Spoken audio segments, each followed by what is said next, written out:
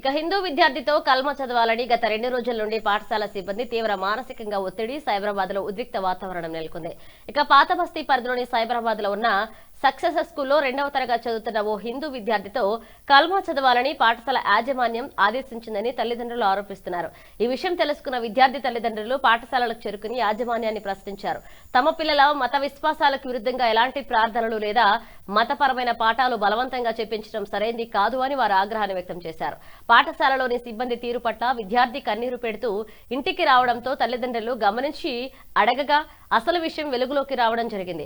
ఈ ఘటనపై సంబంధిత అధికారులు విచారణ జరిపించి ఆరోపణలు నిజమైతే పాఠశాల యాజమాన్యంపై కఠిన చర్యలు తీసుకోవాలని తల్లిదండ్రులు డిమాండ్ చేస్తున్నారు.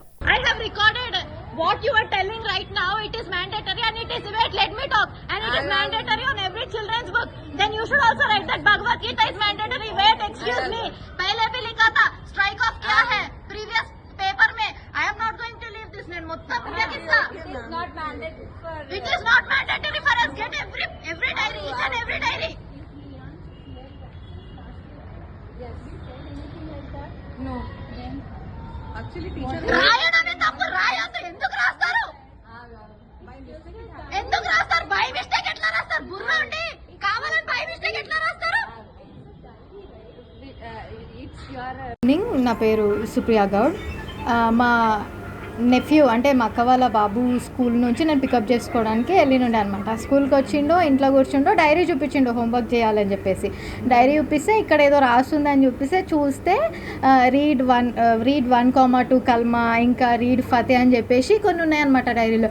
నాకు అర్థమైతలే అసలు ఒక అబ్బాయికి 6 ఇయర్స్ బాబు, 2nd క్లాస్ బాబుకి ఈ ప్రాక్టీసెస్ అంది ఎందుకు చేపిస్తున్నారు మీరు?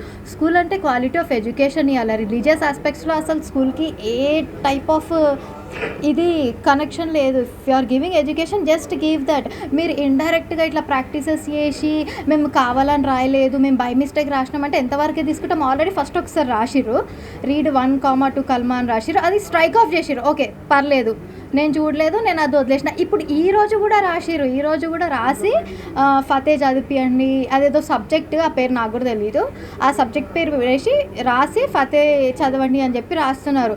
అసలు వాడి ఏజ్ ఏంది, వాడి రిలీజన్ ఏంది అంటే అదొక టైప్ ఆఫ్ బ్రెయిన్ వాష్ లాగానే ఫీల్ అయినా. నేను వెళ్ళి అడిగితే ఆ స్కూల్ ప్రిన్సిపల్ ఏమని చెప్తుంది, ఇది ఒక రిలీజియస్ ప్రాక్టీస్, ఇది అందరు స్టూడెంట్స్కి మ్యాండేటరీ అని చెప్తున్నారు. అట్లా mandatory? You are literally forcing things to write. అసలు యాక్చువల్లీ ఇక్కడ చూడండి, ఇక్కడ రాసింది రీడ్ ఇగో డేట్, ఈరోజుదే డేట్, ఇది ఈరోజుదే ఇక్కడ రాసింది.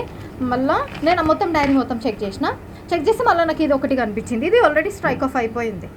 రీడ్ 1,2 కల్మా అని చెప్పేసి ఇట్లా ఇంకా ఎంతమంది పిల్లల బుక్స్లో రాసినారో తెలియదు. ఓకే మీరు అంటారేమో అదొక సబ్జెక్ట్, వీళ్ళకి ఆ సబ్జెక్ట్ ఉంది అంటే ఆ సబ్జెక్ట్ ఏ పిల్లలు అయితే తీసుకున్నారో ఆ పిల్లలందరినీ డైరీ సపరేట్ పెట్టి ఇవ్వండి, వీళ్ళ డైరీ సపరేట్ పెట్టి ఇవ్వండి. ఇక్కడ క్లియర్గా లియాన్స్ కృష్ణ అని పేరు కనిపిస్తుంది.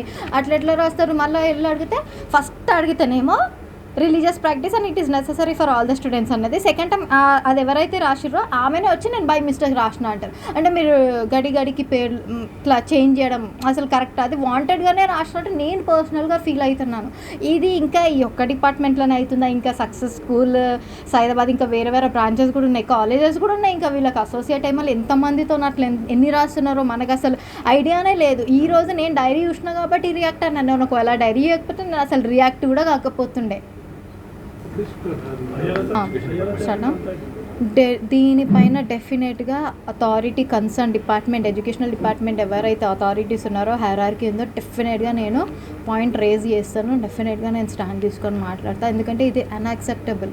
కొంతమంది పేరెంట్స్ ఏమనుకుంటారు, అది కూడా ఒక సబ్జెక్ట్, అది కూడా చదివించాలేమని అది కూడా చదివించడం స్టార్ట్ చేస్తారు. When it is not part of their life then ఎందుకు? ఇది ఒక టైప్ ఆఫ్ బ్రెయిన్ వాష్, ఇది ఒక టైప్ ఆఫ్ ఫోర్స్ చేస్తున్నట్టు. ఇది ఇండైరెక్ట్ యాక్ట్, ఇది ఇండైరెక్ట్గా ఇంపాక్ట్ అవుతుంది ఎవరికైనా.